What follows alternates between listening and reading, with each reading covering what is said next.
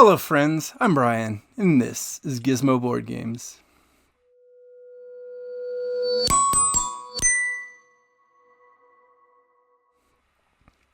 Today I am going to count down the top 10 games that I played in my latest 10x4 solo challenge. And if you don't know what that is, if you haven't been following along, is basically I play 10 games 4 times each over the course of 4 months. This is an idea I got from Allie at the Family Meeple, so go check her out if you are interested in something like this. She's been doing this for longer than me. She's been doing a 10x5 over 6 months lately, and I'm probably about to change to that too because everything caught up to me this year. And so the goal is to play these 10 games right here 4 times each over the course of 4 months, as I mentioned. But because I had a weird holiday season when I thought I'd be able to catch up and get the games played, I actually went on a business trip and then got sick and basically lost 2.5 weeks out of December that I wasn't able to really play or record or do much of anything. So I wasn't able to get all these played 4 times each. And instead of trying to drag it into January, where I'm already setting up for my next little 10 game run, I just made sure I got them all played at least 3 times this time around. And that probably won't affect my ranking anyway. So I feel bad about not being able to get them all to the table 4 times, but really the goal was just for me to play my games. And the only way to do that is to play them and usually play them solo, which is what the idea was behind doing this challenge and then talking about it because, why not? Creating content, might as well bring my thoughts to you on YouTube. And everybody loves top 10 lists anyway. So these are the 10 games I played over the course of September, October, November, and December. I played them all at least 3 times each with the goal of having played them 4 times. I think I played at least half of these 4 times. I don't remember. I did keep track, but not coming into this video, which I did whatever. It doesn't matter. The point of this is I'm going to rate them from my least favorite to most favorite as a solo game. That doesn't mean anything for multiplayer game.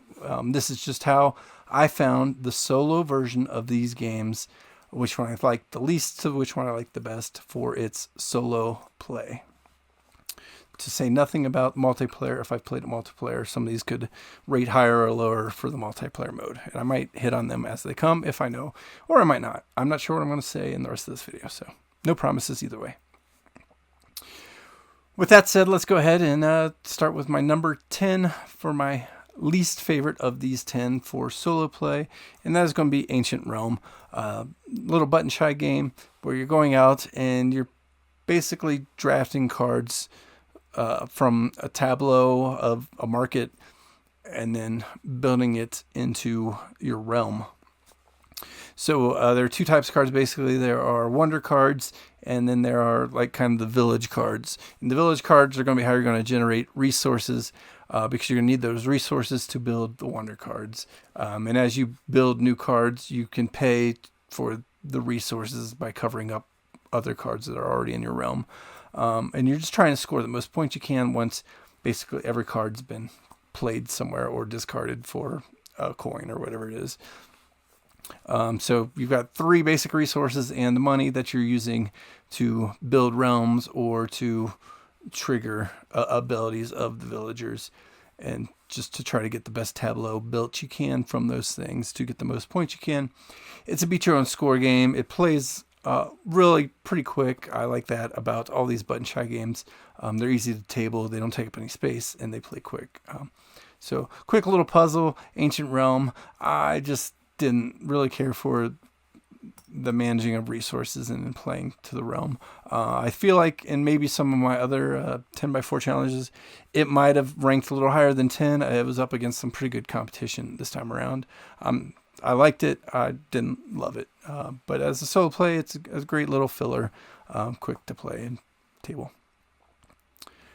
Number 9 was a surprise to me. I was looking forward to this game after numerous reviews and buzz and things. So it got a reprint on Kickstarter early in the year, and then I got it late in the year, I think right around September, right when I was kicking off this 10x4. And that's Votes for Women. It's a little bit of you're playing cards out for the actions, and those actions are to get votes for women from the 48 continental states, or maybe it's all 50. I don't remember. It's at least the 48. You're putting, your little power cubes into the states, and then voting to ratify. And once you got enough votes to ratify, then, if you have at least 4 cubes in a state, then you automatically get that state to go for women's suffrage. And so I like everything about the game to a point. And that point is when the game ends, because you're going to play through 6 rounds, 7 rounds, some number of rounds.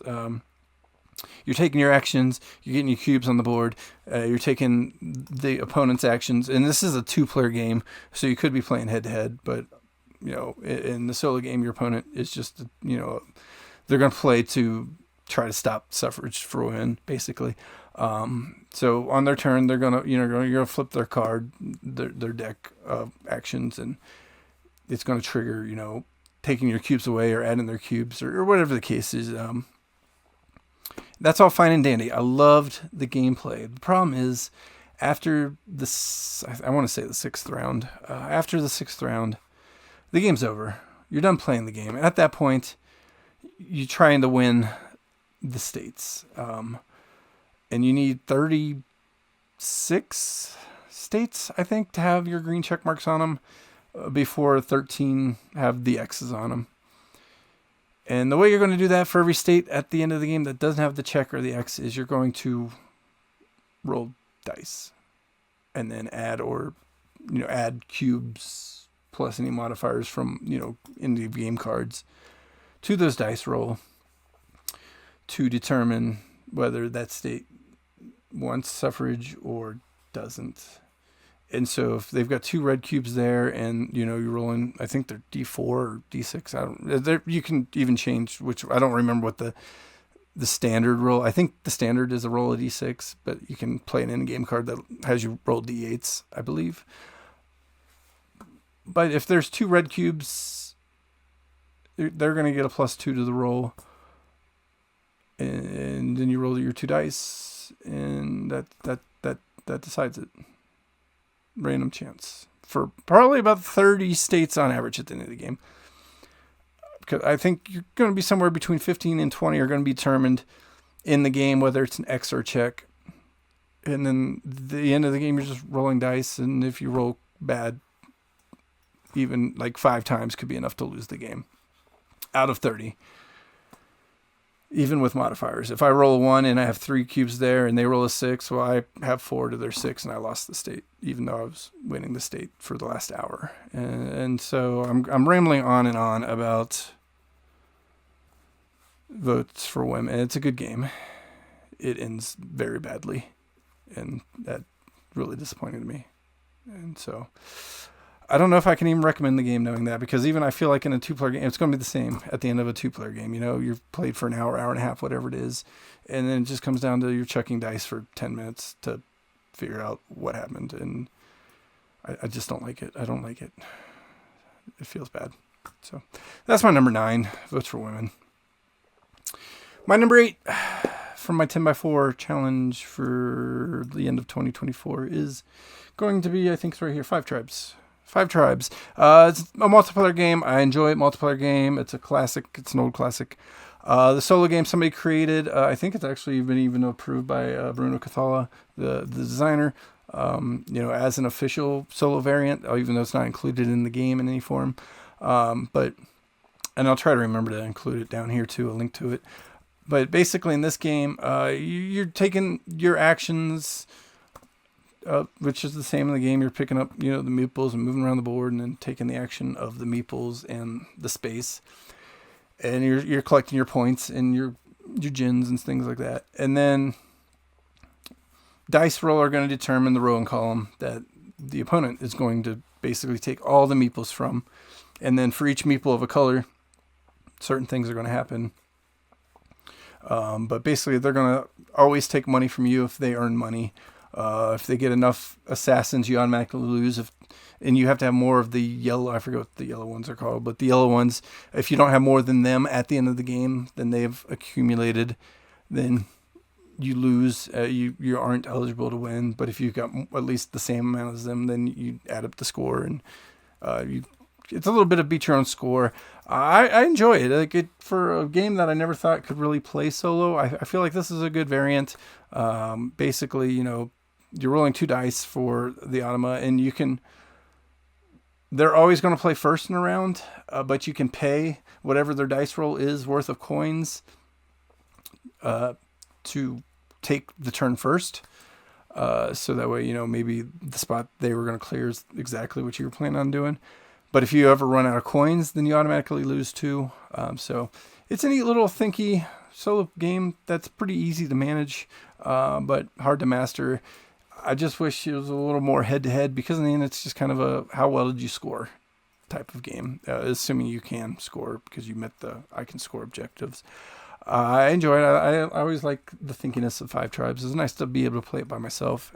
So I like the mode. It's good. It does the job. It gets 5 tribes to the table. So I really like that one. Number 7 for my 10x4 solo challenge is going to be Cartographers. And this is a flip and write game where you're basically building a cartography map. You're going to flip two cards over, and they're going to determine, or maybe it's just 1 card with 2 colors on it. Whatever. You're going to determine which color and shape you want to add to your map. And some are bad where your opponent actually adds that to your map. And in the solo game, it kind of just tells you how to draw on your own map what the opponent would draw through a system, a priority system. But basically, you're just trying to score. There are 4 goal cards, and you're going to score 2 of them on each of the 4 rounds. So your score A and B in the first round, then B and C in the second round, C and D in the third round, then D and A in the final round. So you're trying to meet those different goals, and they're going to be different, shapes or colors or size of the land area. So you've got to manage that. You're managing around, the ruins and the impassable spaces on your board. And there's a bunch in my box that I haven't even got to. Basically got a box full of everything. But I just played with the base stuff the whole time for this mode. And that was fun enough. I really enjoy it. A good little flip and write game. Plays pretty quickly and easily with good amount of thinky. I really liked Cartographers as well. Number 6 for my 10x4 solo challenge is going to be right here, Amsterdam. Amsterdam is a Stuff on Feld city game based off of something else it used to be. I don't remember right now. I'll try to put a note or whatever. But Amsterdam, basically, you're rolling 6 dice for everybody, and then everybody's going to draft from those dice to add to their little dial spinner that has a number 1 through 6. And the number on the die is the number of cubes you get into that turn on the spinner. So if you take a 6, like a purple 6, you're going to add 6 purple cubes to the 6th space of your spinner, which means you're not even going to see those cubes for 6 more turns. And this game plays through 12 rounds, I believe. So it's a lot of fun. You're just managing your cubes as action, because they're action cubes, and then you're going to use those action cubes to take the various actions around Amsterdam on the board, whether it's to go through the canal, dropping off goods, going and collecting different parts of the city, or you're moving up the canal, which is going to be the turn order track, but you're also going to get points as you pass through certain areas of it. And the solo game, basically, it's really easy to manage, because anytime 1s happen, they move up the canal. Anytime 6s happen, they're going to go into the district map of that color. And otherwise, triples are going to start removing some of the visitors or whatever they are from the board that you can also have, move through the canal to get to where they want to be as well. Just a bunch of different ways to score points while managing your action selection cubes.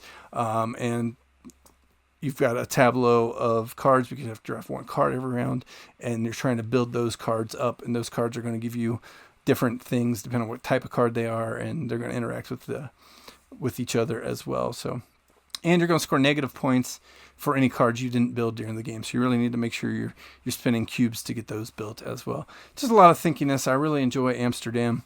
I like it more playing with people than solo. That's why it's kind of in the middle here. My number 5 new to me game, or not new to me game. That was a different list. My number 5 for my 10x4 solo challenge is going to be Tapestry. Tapestry is just a neat little game where you're going up tracks and doing things, and that's about it. And trying to collect a bunch of points as you move up tracks and do things. It's a lot to kind of explain in one go, but basically you're moving up tracks, collecting things, and triggering things, and so is your opponent. As you use the Atoma cards, Stonemaier does a great job with their Automa system. So they're also going up the tracks and doing things as well, and scoring points as well. And this is a game where you can score 200 points, you can score 400. I've never scored 400 points. I'm usually at 200. And the Automa is doing the same. And you're just racing up the tracks and trying to get to the actions and build up on your tableau as you build out a civilization through 5 different eras. And so I like Tapestry. It's a lot of fun. It's just a lot to set up, really, is what it came down to. A lot to set up, a lot to manage. And so just at number 5. Number 4 for my 10x4 solo challenge is going to be Stone Spine Architects from Thunderworks Games. I enjoy this one. It's a tableau builder. You're taking cards and placing them on the board. You're going to draft from a certain number of cards each round. So I think the first round you get 5 cards. You're going to play one, hold one, and discard the rest. Except in the solo game, they're either red, blue, or green cards, and for each round, the solo opponent's going to collect all the cards of a color. So you need to take that in consideration a little bit, because every card they get at the end of the game is also going to be scored as if it was in their tableau. But basically, you've got goals you're trying to meet. You've got a tableau map you're trying to fulfill the objectives of. This game plays quick. It's easy. It's fun. I think I'd probably like this with actual people more than solo, but the solo is fun. It's easy to manage is a big thing. The only hard part is at the end when you're doing final scoring, but that's going to be hard on either mode. And by hard, I mean it's not really hard, but you just got to count a bunch of things and score them. So not hard, but it's something, effort that you got to do for you and for Automa instead of, everybody doing it for themselves. But you're just trying to build a tableau, a dungeon, and score points and meet objectives. And I really enjoy this one. It's a neat little card game. I like Stone Spine Architects. I think I said that 4 times now. Number 3 from my 10x4 solo challenge is a similar game. It's going to be Shipwrights. Am I pointing at the right one? I am. It's backwards on the video. It's backwards. Shipwrights of the North Sea Redux is the newer game from Garfield Games. In this game, you're, again, drafting a tableau, using that tableau to try to build a ship. You're using builders or villagers that are builders. You can build buildings in your village that can score points, and also host your workers. You got a few workers you can manage. You got resources you're managing. You got money you're managing, all to try to build ships, because ships are going to help you score points and get in-game kind of goals and objectives or instant gratification, such as more resources and things. But not only you're going to be playing things down to your tableau, but you can discard. They're multi-use cards. You can discard any card and get the resource it generates for being discarded. Just a lot of fun, a lot of things to manage. I'm not the best at managing those things in this game. I've never scored all that great in it. It is a bit of a beat your own score game, but no, it's not. But your opponent just gets generic scoring based on which of the 5 round cards are out. So that makes it kind of a beat your own score. I just haven't figured out the best way to build it up. And also there's these tracks that you're trying to go up. And if you get high enough up them, you get points for going up those tracks. And I haven't even gotten halfway up any one track. So I don't know how I'm going to get the other halfway up to score any points ever on these tracks. But you can, apparently, I guess, maybe. I've never seen it.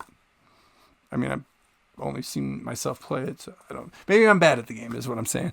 If you're better at the game and you've actually scored on the tracks, let me know. Even I haven't even seen the Automa get up the, and they get automatically moved up the track every round, and I've never seen them come close to getting a score on those tracks either.